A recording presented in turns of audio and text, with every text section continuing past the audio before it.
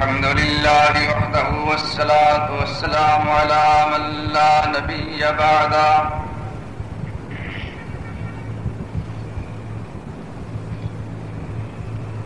أما بعد فأعوذ بالله من الشيطان الرجيم بسم الله الرحمن الرحيم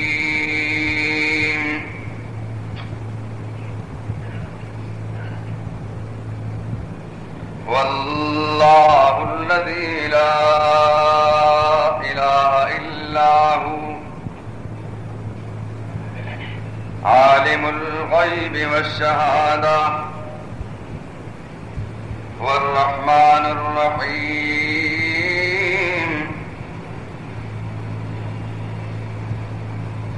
والله الذي لا إله إلا هو الملك القدوس السلام المؤمن المهيمن العزيز الجبار المتكبر سبحان الله عما يشركون والله الخالق البارئ المصور له الأسماء الحسنى يسبح له ما في السماوات والأرض وهو العزيز الحكيم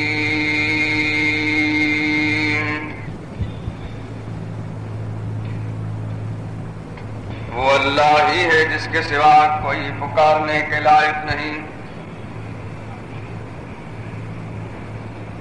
وہی پوشیدہ اور ظاہر کا جاننے والا ہے، وہ بڑا مہربان نہایت رحم والا ہے۔ وہ اللہ ہی ہے جس کے سوا کوئی معبود اور بندگی کے لائق نہیں، وہی سچا بادشاہ ہے، پاک ذات، ہر عیب سے سالم، وہ امن دینے والا اور نگہبان ہے، غالب، زبردست اور بڑائی والا ہے۔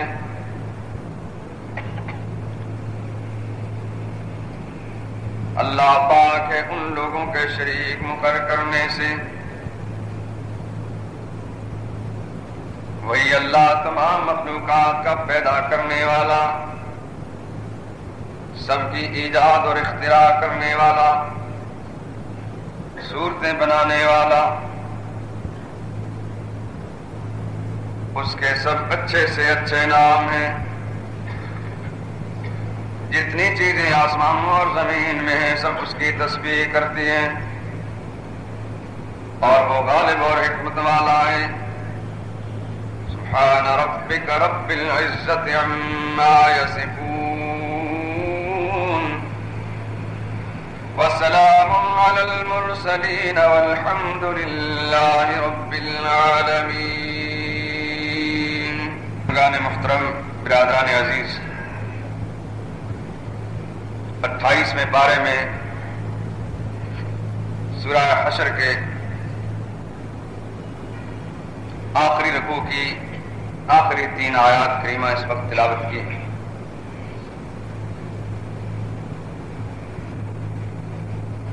احادیث طیبہ میں ان آیات کریمہ کو اسم اعظم قرار دیا گیا۔ حضرت جبرائیل امین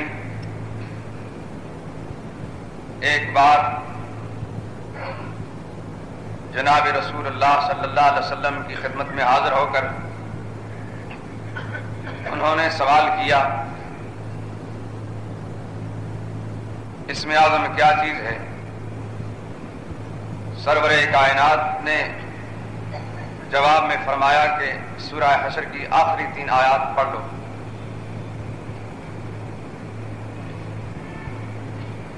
دوسری بار جبرائیل امین نے دوسری حاضری کے موقع پر پھر یہی سوال دہرایا۔ جناب محمد رسول اللہ صلی اللہ علیہ وسلم نے انہی آیات کا حوالہ دیا کہ سورہ حشر کی آخری 3 آیات پڑھ۔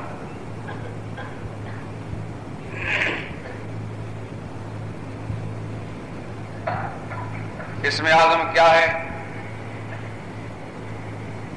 تفصیلات میں جانے کا وقت نہیں، اتنی بات کافی ہوگی۔ جناب محمد الرسول اللہ صلی اللہ علیہ وسلم نے ارشاد فرمایا، اسم اللہ الاعظم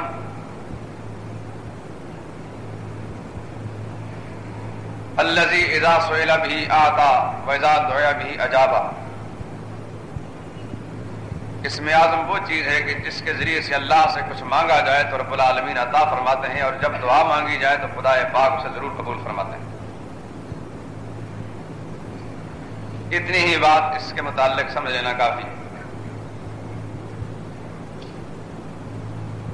اب جن آیات کریمہ کی اتنی بڑی شان ہے کہ ان کے ذریعے سے ان کو پڑھ کر رب العالمین کی بارگاہ میں جو بھی درخواست پیش کی جائے وہ ضرور قبول ہوتی ہے، غور کرنے کا مقام ہے کہ وہ کس مضمون پر مشتمل ہیں جن کی بنا پر، جس کی وجہ سے اس کو، ان آیات کریمہ کو اتنا بڑا رتبہ حاصل ہو گیا۔ میرے دوست اور بزرگوں، کسی طویل تمہید کی ضرورت نہیں اس بات کو سمجھانے کے لیے، اس لیے کہ کئی برس گزر چکے ہیں اس مسئلے کو بیان کرتے ہوئے۔ یہ اللہ کی توحید کے مضمون پر مشتمل آیات ہیں، اس واسطے ان کو اسم اعظم قرار دیا گیا ہے۔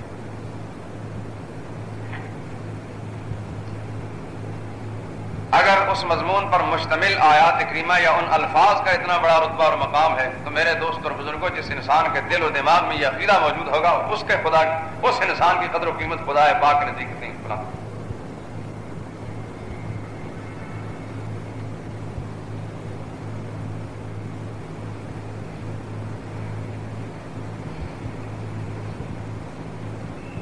اس سے قبل مختلف انبیاء اکرام علیہ الصلوۃ والسلام کی دعوت اور زندگی کے مختلف ادوار میں انبیاء اکرام کی زبانوں سے نکلے ہوئے کلمات، ان کے حوالے سے میں نے اپنے موقف کا اثبات کیا تھا، اور سب سے آخر میں جناب محمد رسول اللہ صلی اللہ علیہ وسلم کا وہ عقیدہ بھی بیان کیا تھا جو سورہ یونس موجود ہے۔ اس ساری گفتگو کی غرض و غایت اور مدعا یہ ہے کہ اللہ کا ہر مقبول بندہ جو بھی اس دنیا میں تشریف لایا، اس نے ایک ہی آواز اور ایک ہی صدا لگائی اس دنیا کے اندر کہ لوگوں سب سے تعلق توڑ کر اپنے رب کے ساتھ جوڑ دو، دنیا سے ٹوٹ جائے اور خدا سے جڑ جائے، کوئی نقصان نہیں، اور اللہ سے رشتہ اگر ٹوٹ گیا اور ساری دنیا کے ساتھ جڑ بھی گیا تو خسرت دنیا والآخرہ، انسان دنیا آخرت میں تباہ برباد ہو گیا۔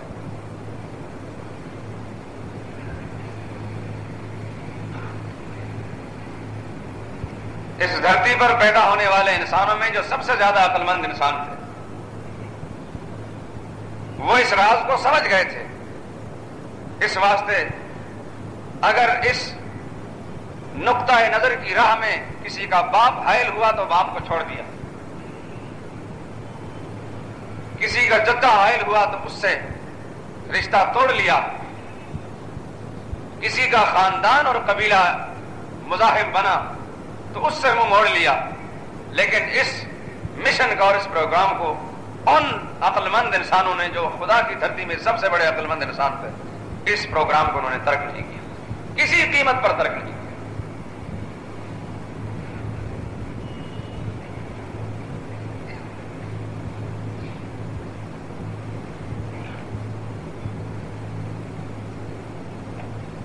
بات یہیں ختم نہیں ہو جاتی کہ یہ مشن صرف انہی انسانوں کا تھا، بلکہ ہم جب غور کرتے ہیں تو نبیوں کے بعد آنے والے انسان، خواہ وہ صحابہ کرام ہوں یا اولیاء امت، وہ بھی قدم بقدم اسی لائن پر چل رہے ہیں جس پر خدا کے پیغمبر چلتے تھے علیہم الصلوۃ والسلام۔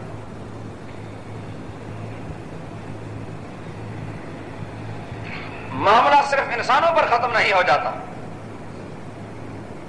ہم جب غور کرتے ہیں، حقائق کا تجسس کرتے ہیں، تو ہمیں انسانوں سے آگے گزر کر حیوانات کے بھی یہی عقیدے نظر آتے ہیں۔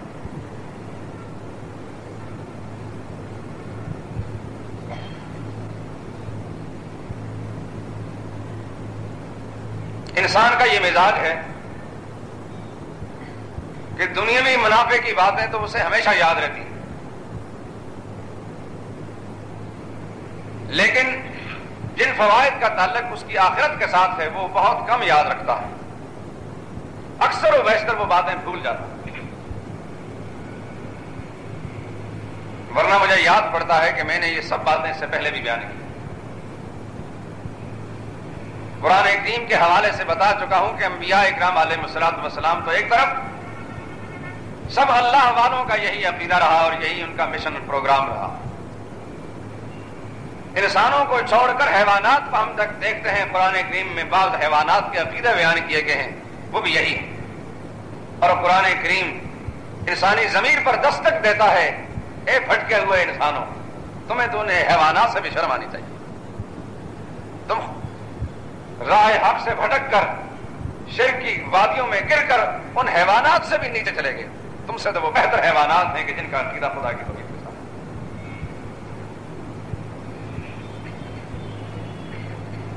قرآن کریم نے بہت سے حیوانوں کا ذکر کیا۔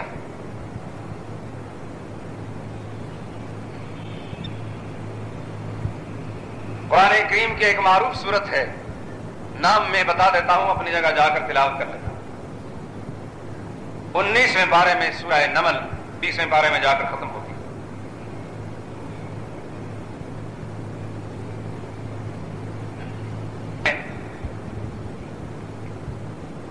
ایک مشہور بات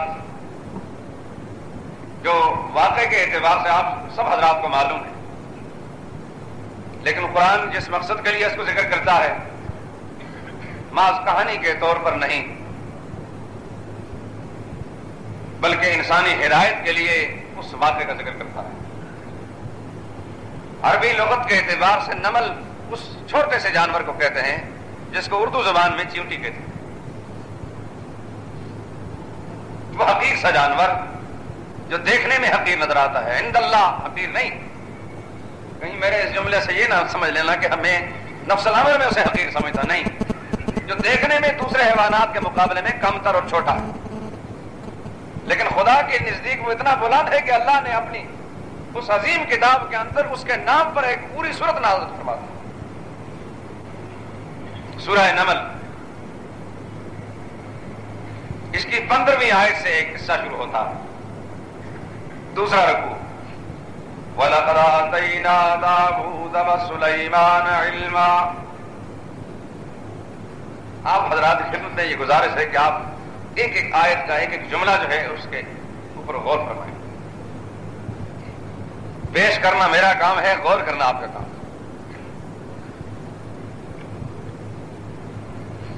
اور ہم نے داؤد اور سلیمان علیہ السلام کو بڑا علم عطا کیا تھا، دونوں باپ بیٹا ہیں، حضرت داؤد باپ ہیں اور سلیمان علیہ السلام صاحبزادے ہیں، دونوں نبی ہیں۔ اور ایک خاص وصف قرآن نے بیان کر دیا کہ ہم نے بڑا علم عطا کیا تھا، یہ ایک امتیازی شان تھی۔ قرآن کریم جس کا خاص طور پر ذکر کرتا ہے وہ ہمیں ماننا پڑتا ہے۔ وَلَقَدْ آتَيْنَا دَاوُودَ وَسُلَيْمَانَ عِلْمًا، ہم نے سلیمان علیہ السلام کو اور داؤد علیہ السلام کو علم عطا کیا تھا۔ قرآن نے پہلے ہی جملہ بول کر کہہ دیا ہم نے عطا کیا، اللہ فرماتے ہیں ہم نے عطا کیا، وہ ہماری عطا تھی، ہماری بخشش تھی۔ وقال الحمد لله الذي فضلنا على كثير من عباده المؤمنين، دونوں باپ بیٹے اس طرح گویا ہوئے، دونوں نے اعتراف کرتے ہوئے اللہ کا شکر ادا کیا. الحمدللہ الذی، اس اللہ کا احسان اور شکر جس نے ہم کو فضیلت عطا فرمائی بہت سے ایمان والے بندوں پر. ایمان والے تو دنیا میں بہت سے ہیں، لیکن اللہ نے ہمیں خاص طور پر اپنے فضل و کرم کے ساتھ نواز دیا.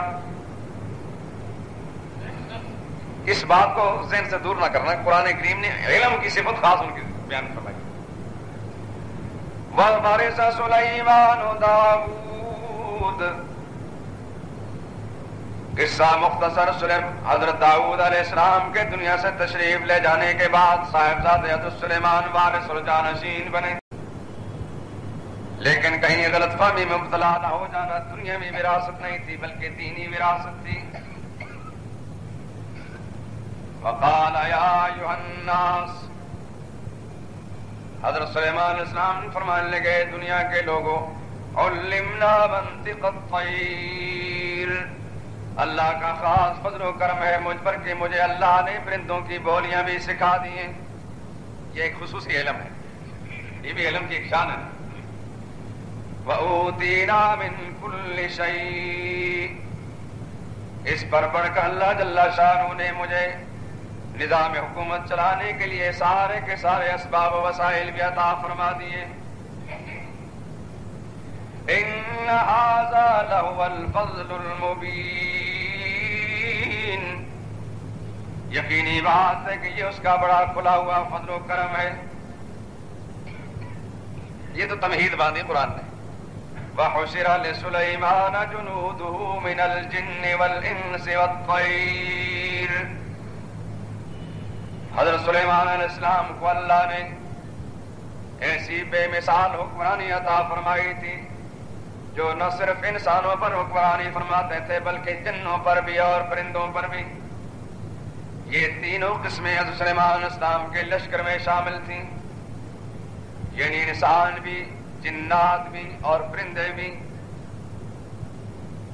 حضرت سلیمان علیہ السلام کا نظام ایسا تھا کہ ہر قسم کے الگ الگ انہوں نے تشکیل دے رکھی تھی، الگ فوجیں تھیں.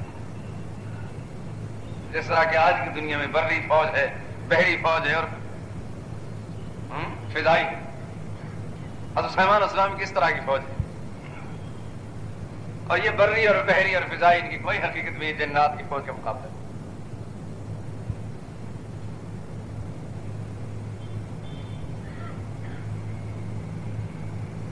حتی اذا اتوا علی واد النمل، ایک بار سلیمان علیہ السلام نے رخت سفر باندھا اپنے فوج کو لے کر، کہیں تشریف لے جا رہے تھے. پیغمبر کا کہیں جانا آج کے دنیا کے حکمرانوں کی طرح سیر و سیاحت یا شکار کے لیے نہیں تھا. نبی کا ہر قدم خدا کے دین کی سربلندی کے لیے اٹھتا تھا. چنانچہ تیسری سورہ مبارکہ میں آگے چل کر اس بات کو کھولتا کروں. حضرت سلیمان علیہ السلام اپنے لشکر سمیت رخت سفر باندھ کر چل پڑے.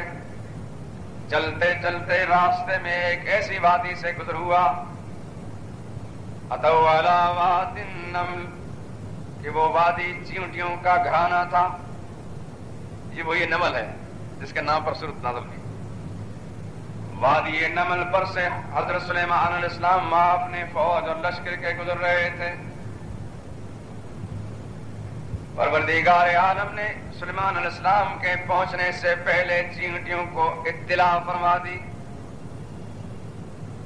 اطلاع کر دی کسی بھی ذریعے سے چیونٹیوں کو کہ میرا پیغمبر سلیمان اپنی فوج سمیت آ رہا ہے. اور پھر جس کی فوج کا یہ عالم ہو کہ جن و انس اور پرندے اس کی فوج میں شامل ہیں، تو کیا ٹھکانہ ہے جس شان و شوکت کے ساتھ وہ فوج جا رہی ہو، کہ جس کی قیادت و سیادت خدا کا پیغمبر کر رہا ہوگا، اس فوج کی کیا شان ہے.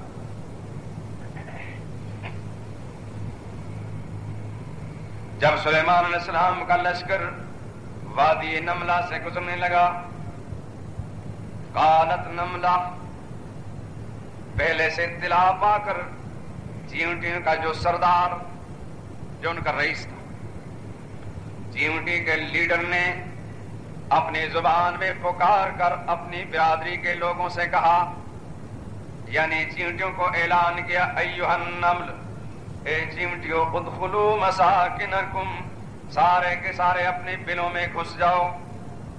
کیوں؟ لا یحطمنکم سلیمان وجنودہ، مجھے اندیشہ ہے کہ سلیمان علیہ السلام تشریف لا رہے ہیں اپنی فوج سمیت، کہیں سلیمان علیہ السلام اور ان کی فوج کے قدموں کے نیچے کچلے نہ جاؤ. سوال پیدا ہوا کہ سلیمان علیہ السلام تو خدا کے پیغمبر ہیں،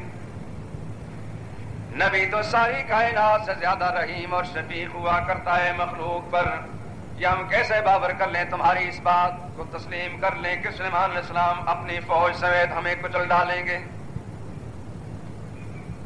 یہ سوال پیدا ہوتا ہے کہ نبی جان بوجھ کر خدا کی اس مخلوق کو کچل دیں گے؟ چیونٹیوں نے جواب دیا، اس جواب کو قرآن نقل کرتا ہے. اگر یہ خدا کی نگاہوں میں یہ گفتگو اور یہ مکالمہ معمولی ہوتا، قرآن کا بھی ذکر نہ کرتا. میرے دوست، دنیا کا کوئی مورخ جو ہے اپنی کتاب میں کہ ہجوم میں اضافہ کرنے کے لیے نقل کر دیتا کسی کو بڑھا چڑھا کر، تو کوئی بات نہ تھی، جیسے کہ ناول نویس لکھتے ہیں. لیکن خدا کے کلام میں یہ بھرتی نہیں ہوا کرتی، رد و یابس نہیں ہوتا. قرآن کریم ہر اس چیز کو چھیڑتا ہے جس کی طے میں کوئی مقصد ہوتا ہے. اور نہ ہی میرا قصے بیان کرنے کا کوئی مقصد ہے، نہ میری عادت ہے. آپ حضرات قصے بے شمار ہیں دنیا کے اندر، یہ اور لوگوں کے مقدر میں رکھے گئے، لیکن قرآن کریم کی سچائیاں ہیں. ہر واقعہ بھی اگر ہے تو اس کے اندر بھی کوئی بصیرت اور عبرت موجود ہے. اس بات سے اس کا ذکر کرنا جو ہے فائدے سے خالی نہیں. چیونٹے نے سوال کیا کہ سلیمان علیہ السلام کیوں کر ہمیں کچل ڈالیں گے، وہ تو خدا کے رحیم و شفیق پیغمبر ہیں. چیونٹے کے سردار نے جواب دیا، میں بھی جانتا ہوں. میں نے کب کہا ہے کہ سلیمان علیہ السلام جان بوجھ کر تمہیں اپنے قدموں کے نیچے رون ڈالیں گے، بلکہ وَهُمْ لَا يَشْعُرُونَ. میں نے یہ بات اس بنیاد پر کہی ہے کہ سلیمان علیہ السلام ہیں تو خدا کے پیغمبر، ہیں تو بڑے علم والے، کہ اللہ نے بڑا علم عطا فرمایا تھا باپ بیٹے کو، لیکن اس کے باوجود بھی وہ غیب دان اور عالم الغیب نہیں، بے شعوری اور لاشعوری کی حالت میں کچھ لے جاؤ گے. وَهُمْ لَا يَشْعُرُونَ قرآن ذکر کرتا. آج کا کوئی ہوتا تو چینٹی پر فتویٰ لگاتا یہ بھی بھابی ہے، اس کا بھی دماغ خراب ہے. چینٹی بھی بھابی ہو گئی، اس نے بھی نبی کو کہہ دیا کہ اس کو پتہ نہیں ہوگا. جب دماغ معروف ہو جاتا ہے، مسخ ہو جاتا ہے، قرآن کی بصیرتیں اور حقیقتیں موجود نہیں ہوتی، تو پھر کوئی بات نہیں سنی، منہ میں جو آیا کہہ دیا. ہماری زبان سے نکلی ہوئی بات پر تو فوراً فتویٰ جڑ جائے. لیکن اگر یہ کہا جائے یہ تو چیونٹی نے اپنا عقیدہ بیان کیا، ہم تو اس کو ذکر کر رہے ہیں، اس پر تو فتویٰ لگاؤ ذرا. اگر وہ خدا کو ناپسند ہوتی بات تو اللہ اپنے کلام میں اس کا ذکر نہ فرمائے. دیکھیے پیچھے سے تمہید باندھی ہے، دونوں باپ بیٹوں کا ذکر کرتے ہیں کہ ہمیں بڑا علم عطا فرمایا، لیکن ساتھ یہ کہتی ہے کہ وہ ہماری عطا تھی، ذاتی کمال کسی کا نہیں تھا. لیکن اس کے باوجود بھی وہ عالم الغیب نہیں تھے. اور یہ عقیدہ آج کے انسان نہ سمجھے تو یہ الگ بات ہے، لیکن حیوانات تک کے دل کے اندر یہ عقیدہ موجود ہے کہ ہر آن میں اور ہر زمان میں اور ہر مکان میں ہر لمحے ہر چیز کا جاننے والا صرف اللہ، علام الغیوب، اس کے سوا کوئی بھی نہیں.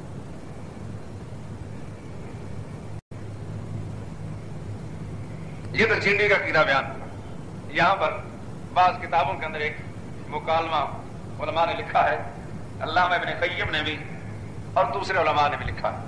خاص طور پر حیوانات سے متعلق جن علماء نے جو ماہرین تھے، ماہرین علم حیوانات، انہوں نے کتابیں مرتب کی ہیں. عربی زبان میں بڑی بڑی کتابیں ہیں. علامہ دمیری ایک گزرے ہیں، انہوں نے کتاب لکھی حیات الحیوان، 2 جلدوں میں ضخیم کتاب ہے. اس کے علاوہ بھی کتاب الحیوان کے نام سے کتاب موجود ہے. یہ مستقل ریسرچ ہے اور ایک تحقیق ہے. اور عجیب عجیب واقعات لکھے. ان میں سے یہ بات بھی لکھی ہے کہ حضرت سلیمان علیہ السلام کو اللہ نے چیونٹی کی یہ آواز پہنچا دی جو انہوں نے اپنی برادری کے لوگوں سے گفتگو کی. سلیمان علیہ السلام کو یہ آواز پہنچ گئی، اس لیے قرآن کہتا ہے فتبسم ضاحکا من قولها. حضرت سلیمان علیہ السلام ہنس پڑے اس چیونٹی کی گفتگو سے. یہ اللہ نے موجزانہ طور پر اپنی قدرت کاملہ سے آواز پہنچا دی تو سلیمان علیہ السلام کو اطلاع مل گئی. حضرت سلیمان علیہ السلام نے اس چیونٹی کو مخاطب کر کے ایک بات فرمائی.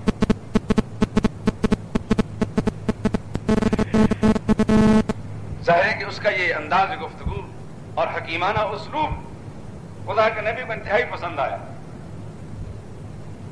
تو حضرت سلیمان علیہ السلام اتنے مہربان ہوئے کہ فرمایا اے چیونٹی حل لک من حاجہ، تیرا انداز مجھے بڑا پسند آیا ہے، مجھے تیرے ساتھ بڑی محبت ہو گئی ہے. حل لک من حاجہ، تیری کوئی حاجت ہو، کسی قسم کی کوئی خدمت میرے لائق ہو تو پیش کیجئے، میں پوری کرنے کے لیے تیار ہوں.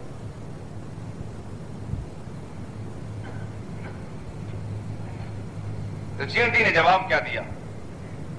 جواب سنتے جائیے اور اس کی تہ میں اتر کر حقائق کو تلاش کیجیے کہ چیونٹی کا عقیدہ کیا ہے اور آج کے انسان کا عقیدہ کیا ہے. چیونٹی نے جواب دیا انت عاجز والطلب من العاجز غیر جائز. اے سلیمان، ہیں تو آپ عظیم شان پیغمبر، میں آپ کی عظمت کے قائل ہونے کے باوجود نظام کائنات کے اختیارات کے معاملے میں انت عاجز، آپ عاجز ہیں، والطلب من العاجز غیر جائز، اور کسی عاجز سے سوال کرنا اور مانگنا جو ہے ناجائز ہے.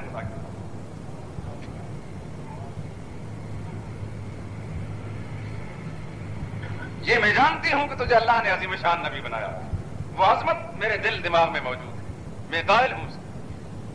اسی لیے میں نے اپنی برادری کے لوگوں سے کہا تھا کہ بلوں میں گھس جاؤ، کہیں کچھ لے نہ جاؤ. لیکن جہاں تک حاجت روائی اور مشکل کشائی کا معاملہ ہے، انت عاجز، آپ کے دست سے قدرت میں اختیارات میں کچھ نہیں. والطلب من العاجز غیر جائز، اور کسی بھی بے بس سے مانگنا ناجائز ہوا کرتا.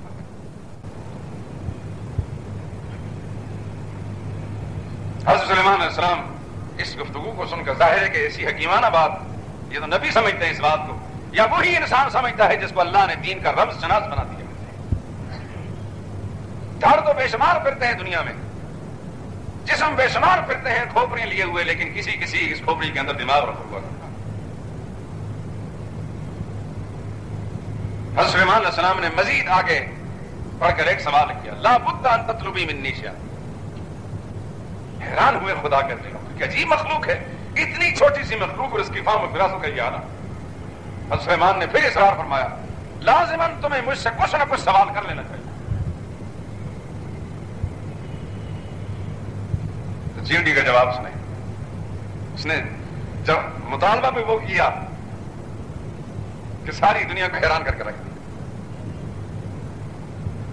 اللہ اللہ، میرے دوست اور بزرگوں، ہم تو اتنی غفلت کے مارے ہوئے ہیں کہ ہم اپنے آپ کو نہیں پہچانتے. ہم خدا کی اس بے شمار مخلوقات کے حقائق کو کیا جانے، ان کی خاصیتوں کو کیا پہچانے، کیا ہے کیا نہیں.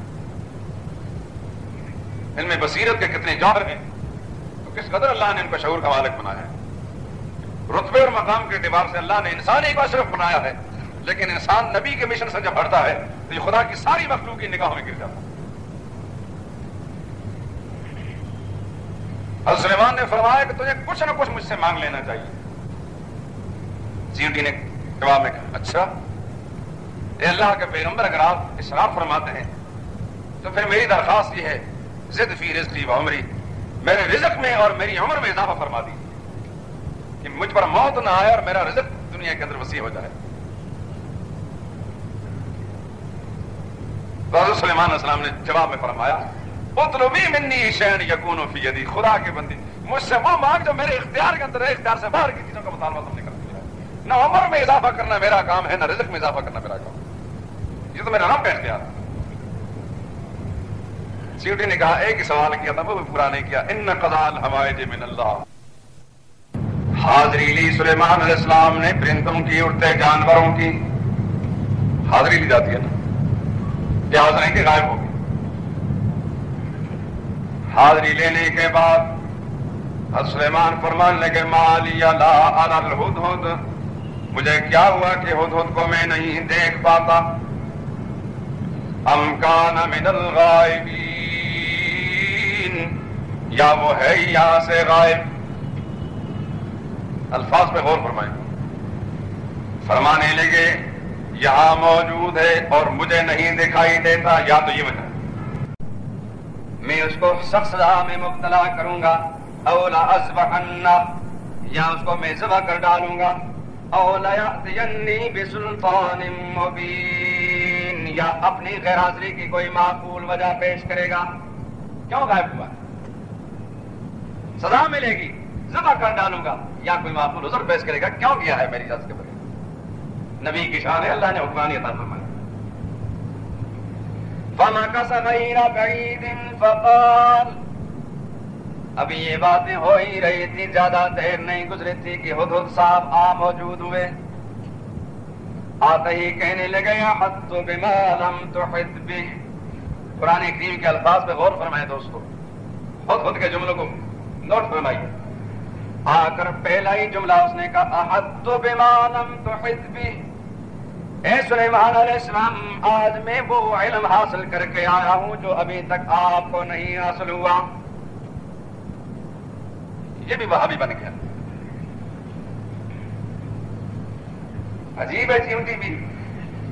وہ بھی کہتے ہیں سلیمان علیہ السلام وہم لا یشعرون، بہت تو کہتا ہے احط، تو میں نے احاطہ کیا اس چیز کا، ما لم تحط بھی، جس کا احاطہ آپ نہیں کر سکے، یعنی مجھے اطلاع ملی ہے مگر آپ کو اطلاع نہیں ملی۔ بڑا ہی وہابی تھا یہ بھی۔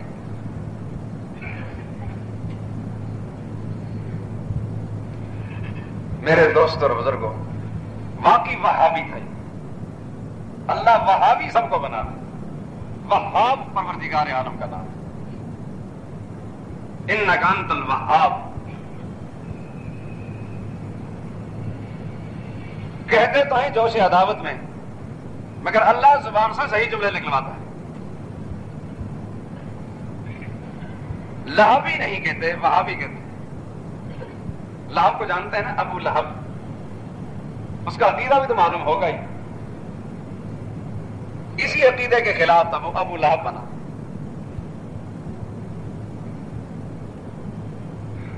خود کہنے لگا وَجِئْتُكَ مِنْ سَبَإٍ بِنَبَإٍ یَقِینٍ، سلیمان علیہ السلام میں ملک سبا سے ایک یقینی خبر لے کر آیا ہوں۔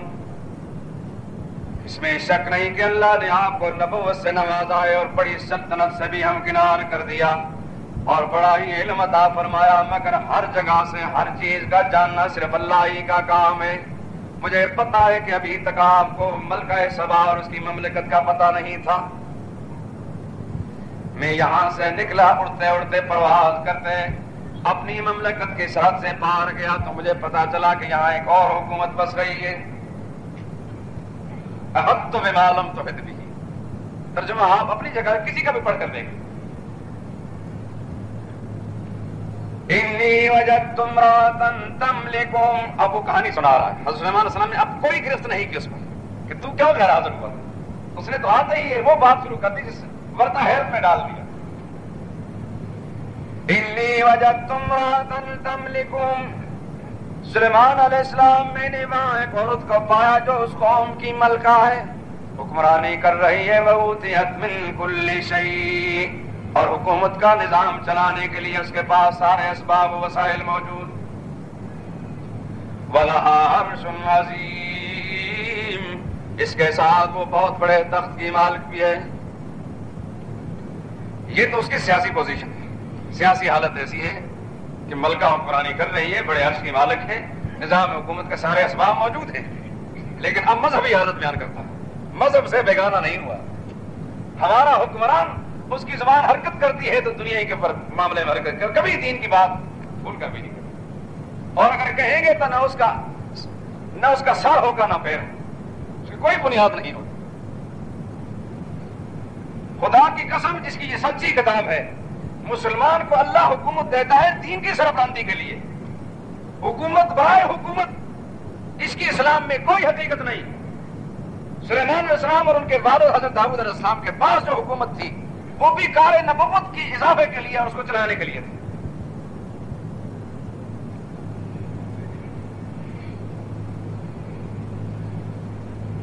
لیکن یہ بات اس کو سمجھ میں آتی ہے جس نے خدا کی کتاب کو پڑھا ہو، جس نے محمد مصطفیٰ کی تعلیمات کو حاصل کیا، اور جس کے دماغ میں فرنگی کا نظام موجود ہوگا، وہی غلاظت موجود ہوگی، اور کتاب اللہ اور سنت رسول اللہ سے آگاہ نہیں ہوگا، اس کو کیا پتا کہ مسلمان کی حکومت کا کیا مقصد ہوتا ہے۔ مسلمانوں کی حکومت کا واحد مقصد خدا کے دین کی سربلندی ہوا کرتی ہے، اور کوئی مقصد بھی نہیں۔ دین کا معاملہ صاف ہے اس ملک کے اندر۔ اپنے اقتدار کو طول دینے کے لیے، اس کو مضبوط کرنے کے لیے ہر جائز اور ناجائز ہتھ کنڈا استعمال کیا جائے گا۔ رشوت دینے سے گریز نہیں کیا جائے گا۔ ارکان اسمبلی کو اپنا ہمنوار موقف بنانے کے لیے ساری قومی دولت داؤ پر لگا دی جائے گی، جیسا کہ آج سنید ہے کہ مملکت کا خزانہ خالی ہو چکا ہے۔ اس بات کا پتہ آپ کو مجھ سے زیادہ ہے، اس لیے کہ آپ دینی معاملات کو زیادہ جانتے ہیں۔ یہ ملک بالکل کھوکھلا ہو چکا ہے، لیکن اس سے کوئی بحث نہیں کہ ساری قوم بک جائے، سارا ملک گروی اور رہن بن جائے اقوام غیر کے سامنے، کوئی بات نہیں۔ ہمارا اقتدار جب تک چلتا ہے تو چلتا جائے، آئندہ دیکھا جائے گا۔ دریا کو اپنی موج اور طغیانیوں سے کہا، کشتی کسی کی پار ہو یا درمیانہ ہے۔ بیڑا غرق ہوتا ہے اس قوم کا، اس کی آنے والی نسلوں میں ارتداد پھیلتا ہے، گمراہی پھیلتی ہے، الحاد اور تحریت پھیلتی ہے، کوئی پرواہ نہیں ہے اس بات سے، ان کا اقتدار تو خیر۔ محمد رسول اللہ صلی اللہ علیہ وسلم کی شریعت میں اور آپ کی امتیوں میں حکومت کا مقصد اول یہ ہوتا ہے کہ ان کی پہلی نظر رہے مملکت کے باشندوں پر کہ ان کی دینی اور مذہبی حالت کیا ہے۔ پیٹ کا نظام چلانے والا یہ نہیں ہے جس نے پیدا کیا ہے وہ چلائے گا، نہ ذمہ داری اللہ نے ان کے سپرد کر رکھی ہے۔ وہ انسانوں کے علاوہ کیڑے مکڑوں کی بھی حفاظت کر رہا ہے، ان کی تربیت کر رہا ہے۔ ان کو تو اللہ نے امتحان اور آزمائش میں ڈالا ہے کہ تمہیں میں جو حکومت دوں گا، الذین مکناہم فی الارض اقاموا الصلاۃ، جن کو میں حکمرانی دوں گا ان کا قائم کیا ہوگا، کام کیا ہوگا؟ اقاموا الصلاۃ، اقامت صلاۃ کا کام کریں گے، نماز قائم کریں گے اور کروائیں گے۔ وآتوا الزکوٰۃ، اللہ کے جو مالی حقوق ہیں ان کو ادا کروائیں گے، وہ نظام جاری و ساری کرائیں گے۔ وامروا بالمعروف ونہوا عن المنکر، ہر خیر کی اور بھلائی کی تلقین کریں گے اور جہاں برائی ہوگی اس کی جڑ اکھاڑ کر رکھیں گے۔ یہ تو مسلمان حکمران کی ذمہ داری ہے۔ وَلِلَّهِ عَاقِبَةُ الْأُمُورِ، فکر نہیں کریں گے اس بات کی کہ کابینہ ناراض ہو جائے گی، فلاں ناراض ہو جائے گی، فوج بگڑ جائے گی۔ وَلِلَّهِ عَاقِبَةُ الْأُمُورِ، اگر اللہ کی نصرت اور مدد تمہارے ساتھ شامل حال رہی تو ان کی کوئی طاقت تمہارا نہیں بگاڑ سکتی۔ انہیں تو کلمہ میں سیدھا نہیں آتا بیچارہ، ان کو کیا پتا کہ یہ آیت قرآن کریم کی کہاں ہے اور ہماری کون سی ذمہ داری بیان کرتی ہے۔ اتنا بڑا الویہ ہے خدا کی قسم جس کی یہ سچی کتاب ہے۔ آج امت اتنی بڑی مصیبت میں پھنسی ہوئی ہے کہ شاید کسی دور کے اندر ایسی مصیبت نہ آئی۔ بڑے بڑے پتھر ہیں، بڑے بڑے پہاڑ ہیں راستے میں، رکاوٹ بنے۔ ہر آنے والی صبح کوئی بری خبر لے کر آتی ہے، کوئی شرافت کی پھیلنے کی، کوئی خیر اور نیکی کے پھیلنے کی، کوئی خبر کسی طرف سے نہیں ہے۔ اخبارات میں جب انسان پڑھتا ہے تو شرافت کا خون جس کی رگوں میں دوڑ رہا ہوتا ہے اس کا سر شرم سے جھک جاتا ہے۔ جس طرح اخبارات نے بے حیائی کا امام بن کر اس کی اشاعت کی ذمہ داری لے رکھی ہے، اس کی نظیر کم از کم نسل انسانی میں آدم علیہ السلام سے لے کر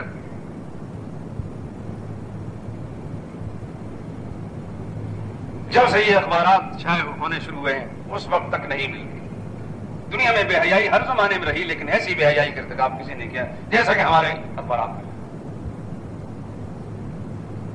اور جن خاندانوں کی وہ لڑکیاں اور بہو بیٹیاں جن کی تصویریں وہ چھاپ چھاپ کر چھایا کر رہے ہیں، ایسا لگتا ہے کہ وہاں شرم و حیا کا کہیں وجود بھی نہیں تھا۔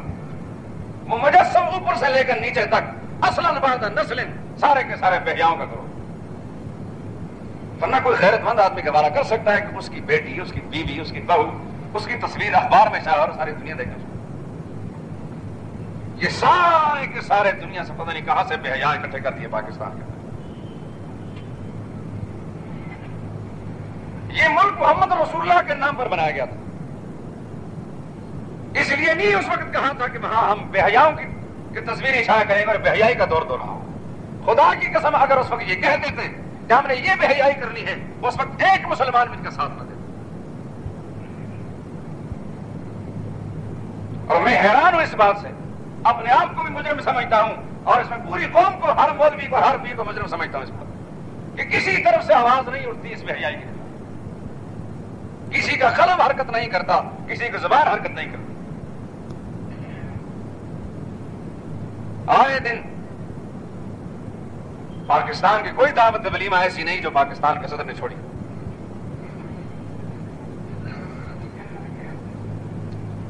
صدر ولیمہ جان ڈیوٹیاں تقسیم کر رکھی ہیں، میں یہ کام کروں گا، تم یہ کام کرو۔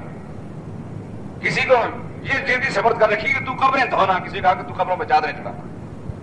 ہماری حکومت کا یہی مقصد، کوئی تو اس کے گریبان کو پکڑ کر کھینچنے والا ہو، کیا کر رہا ہے تو، کدھر لے جا رہا ہے؟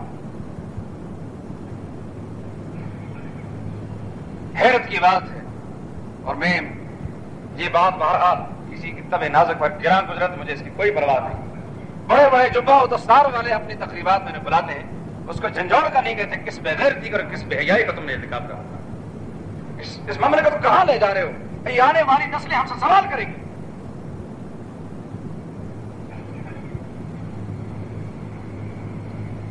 آج جتنا بڑا سیلاب بے حیائی کا اس ملک کے اندر ہے، تمام برائیوں میں سے اس نوع کی کوئی برائی موجود نہیں۔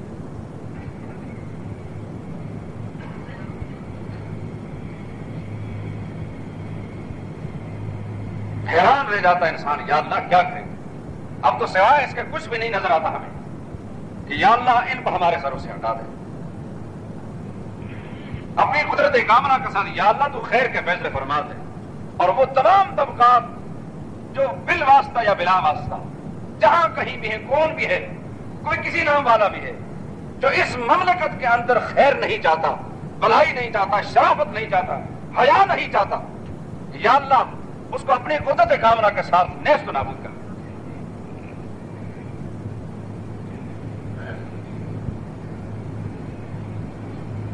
میرے دوست اور بزرگوں، اس بات کو یہیں چھوڑتے ہیں، انشاءاللہ آپ کا تجسس باقی رہے گا، اس بات کو میں آگے بھی چلاؤں گا۔ الحمدللہ۔